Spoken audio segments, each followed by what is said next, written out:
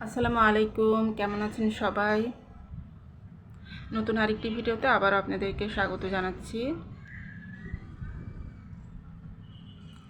আজকে আমি শুটকির একটা তরকারি রান্না করব, তো সেটাই আপনাদের সাথে শেয়ার করব। তো এখানে আমি শুটকি আর কাঁঠালের বিচি নিয়ে নিয়েছি। তো আমি কাঁঠালের বিচিতে শুটকি রান্না করব আজকে। তো এখানে আমি শুটকিগুলো ছোট ছোট করে কেটে নিয়েছি, আর কাঁঠালের বিচিগুলো আমি গরম পানিতে ভিজিয়ে রেখেছি, যাতে করে কাঁঠালের বিচির যে উপরের খোসাটা থাকে, কালো কালো খোসা, সেটা যাতে উঠে যায় খুব সহজেই। আর এখন এই তো আমি শুটকিগুলোকে একটা কড়ার মধ্যে দিয়ে ঢেলে নেব। এখন এই তো আমি শুটকিগুলো কড়ার মধ্যে দিয়ে দিলাম, দিয়ে তারপরে কিছুক্ষণ নাড়াচাড়া করে আমি টেলে নেব। শুটকিগুলো আমি এভাবে করে টেলে তারপরে ভিজিয়ে রেখে দেবো গরম পানি দিয়ে কিছুক্ষণের জন্য। তো এভাবে করে ভিজিয়ে রেখে দিলে শুটকির মধ্যে যে ময়লা আছে, ধুলাবালি থাকে কিংবা যে পোকা থাকতে পারে, সেগুলো বের হয়ে যাবে। আর পাশের চুলায় আমি ডাল বসিয়ে দিয়েছি রাতের জন্য। আর এদিক থেকে শুটকিগুলো আমার টেলে নেওয়া হয়ে গেছে। তো আমি এখন শুটকিগুলো একটা মাটির পাত্রের মধ্যে ঢেলে নিয়েছি, নিয়ে তারপরে তো আমি এখন গরম পানি দিয়ে দিচ্ছি।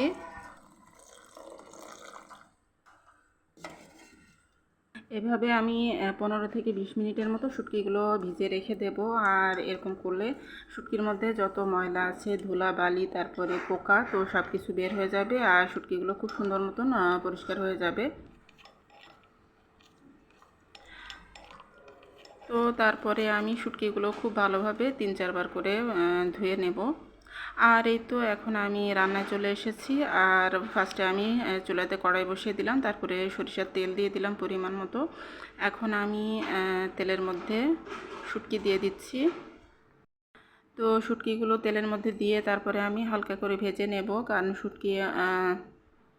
শুটকিগুলো আসলে একটু তেলের মধ্যে ভেজে নিলে বেশি ভালো লাগে খেতে। তো এখন এই তো আমি শুটকিগুলো তেলের মধ্যে বেশ কিছুক্ষণ ধরে ভেজে নেব, নিয়ে তারপরে আস্তে আস্তে অন্যান্য যে উপকরণগুলো আছে সেগুলো অ্যাড করব।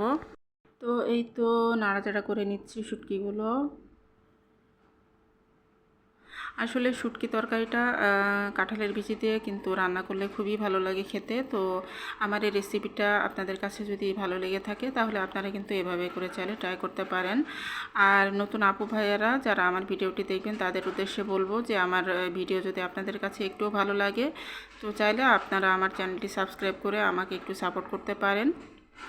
তো এ পর্যায়ে আমি বেশ কিছুটা পেঁয়াজ কুচি দিয়ে দিলাম, দিয়ে আরও কিছুক্ষণ আমি নাড়াচাড়া করে নেব। আর তারপরে আমি কাঁঠালের বিচিগুলোও দিয়ে দিচ্ছি। তো কাঁঠালের বিচিও আমি পরিমাণ মতো দিয়েছি, মানে সবগুলো কাঁঠালের বিচি দিয়ে নিই, এখানে যতটুকু লাগবে পরিমাণ মতোই দিয়েছি। তো আমি ছোট ছোট করে বিচিগুলোকে একটু টুকরো করে কেটে নিয়েছি, নিয়ে তারপরে দিয়েছি, যাতে করে সিদ্ধ হতে একটু তাড়াতাড়ি হয়। এখন এই তো আমি সব কিছু খুব ভালোভাবে নাড়াচাড়া করে আমি ভেজে নিচ্ছি তেলের মধ্যে। আর এরপরে আমি অন্যান্য যে মশলা সেগুলো অ্যাড করব। তো এখন আমি সামান্য পরিমাণ আদা বাটা দিয়ে দিলাম, তারপরে একটু বেশি করে রসুন বাটা দিয়ে দিলাম, আর তারপরে লবণ, তারপরে হলুদের গুঁড়া, তারপরে মরিচের গুঁড়া।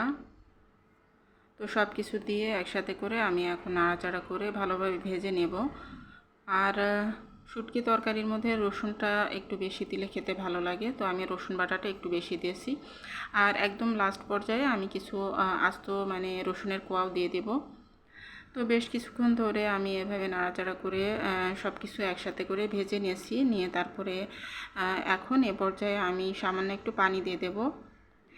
তো সামান্য একটু পানি দিয়ে তারপরে আমি সব কিছু খুব ভালোভাবে কষিয়ে নেব। এখন এ পর্যায়ে আমি নাড়াচাড়া দিয়ে তারপরে ঢাকনা দিয়ে ঢেকে বেশ কিছুক্ষণ কষিয়ে নেব। তো সব কিছু খুব ভালোভাবে কষিয়ে নেব। আর এই তো কিছুক্ষণ পরে আমি ঢাকনাটা তুলে তারপরে এখন কয়েকটা আস্ত কাঁচামরিচ দিয়ে দিচ্ছি, দিয়ে তারপরে আবারও ঢাকনা দিয়ে ঢেকে ভালোভাবে কষিয়ে নেব। তো এখনও অনেকটাই পানি আছে, তো পানিগুলো খুব ভালোভাবে আমি শুকিয়ে ফেলবো, তারপরে আমি ঝোলের পানিটা দেব। এ পর্যায়ে খুব ভালোভাবে মানে বেশ কিছুক্ষণ ধরে আমি নাড়াচাড়া করে তারপরে কষাবো। আর এই তো এখন আমার খুব ভালোভাবে মোটামুটি কষানো হয়ে গেছে। তো আমি নাড়াচাড়া করে এ পর্যায়ে ঝোলের পানিটা দিয়ে দেব। তো এখন এই তো আমি ঝোলের পানি দিয়ে দিচ্ছি, দিয়ে তারপরে আমি বেশ কিছুক্ষণ ধরে চুলার উপরে মিডিয়াম আঁচে রান্না করব। কারণ যেহেতু আমি কাঁঠালের বিচিটা দিয়েছি, তো কাঁঠালের বিচিটা সিদ্ধ হতে তো বেশ কিছুটা সময় লাগে। তো এই কারণে আমি বেশ অনেকটা সময় ধরে রান্না করে নেব মিডিয়াম আঁচে। আর এভাবে করে আস্তে আস্তে করে কাঁঠালের বিচিগুলো সিদ্ধ হয়ে যাবে আর সব কিছু খুব সুন্দর মতন তারপরে সিদ্ধ হয়ে যাবে আর মাখা মাখা করে তারপরে নামিয়ে ফেলবো। আর এখন এই তো কিছুক্ষণ পরে আমি ঢাকনাটা তুলে তারপরে নাড়াচাড়া করে দিচ্ছি। আর এ পর্যায়ে এভাবে করে আমি একটু চেক করে দেখছি যে বিচিটা সিদ্ধ হয়েছে কিনা। আর কাঁঠালের বিচিটা আসলে সিদ্ধ হতে অনেকটা সময় লাগে, তো এখনও ভালোভাবে সিদ্ধ হয়নি। তো শেষের পর্যায়ে চলে এসেছি রান্নার। এখন আমি ধনিয়ার গুঁড়া আর জিরার গুঁড়া দিয়ে দিলাম, দিয়ে তারপরে আবারও নাড়াচাড়া করে ঢাকনা দিয়ে ঢেকে আমি রেখে দিব একদম লো হিটে। একদম লো হিটে তারপরে আমি অনেকটা সময় আমি চুলার উপরে বসিয়ে রেখে দেবো। আর এভাবে করে আমার শুটকিটা খুব সুন্দর মতন সিদ্ধ হয়ে যাবে আর বিচিগুলোও খুব সুন্দর মতন সিদ্ধ হয়ে সফট হয়ে আসবে। আর এই তো আমি অনেকটা সময় পরে ঢাকনাটা তুলে তারপর আবারও নাড়াচাড়া করে দিচ্ছি। আর শুটকিটা এভাবে করে আসলে লো হিটে অনেকটা সময় ধরে রান্না করে নিলে কিন্তু খুবই ভালো হয়। আর এভাবে করে আমি রান্না করে ফেলবো আর পানিটা একদম শুকিয়ে ফেলবো, শুকিয়ে তারপরে ভাজা ভাজা করে তারপরে নামিয়ে ফেলবো। আর এই তো আমি একদম লাস্ট পর্যায়ে চলে এসেছি রান্নার। আর এই পর্যায়ে আমি কিছু আস্ত রসুনের কোয়া দিয়ে দিচ্ছি। তো রসুনের কোয়াগুলো দিয়ে দিচ্ছি, এগুলো দেশীয় রসুন, তো ছোট ছোট কোয়া, এগুলো আমি কিছু দিয়ে দিচ্ছি। দিয়ে তারপরে আবারও কিছুক্ষণ নাড়াচাড়া করে আমি আরও কিছুক্ষণ ভেজে নেব। এভাবে করে আরও কিছুক্ষণ ভেজে নিয়ে তারপরে আমি শুটকিটা নামিয়ে ফেলবো। তো আমার শুটকি রেসিপিটা রান্না হয়ে গিয়েছে। তো এই তো তৈরি হয়ে গেল আমার মজাদার শুটকি ভুনা রেসিপি। কাঁঠালের বিচি দিয়ে দারুণ মজার শুটকি রেসিপি আমার তৈরি হয়ে গেল।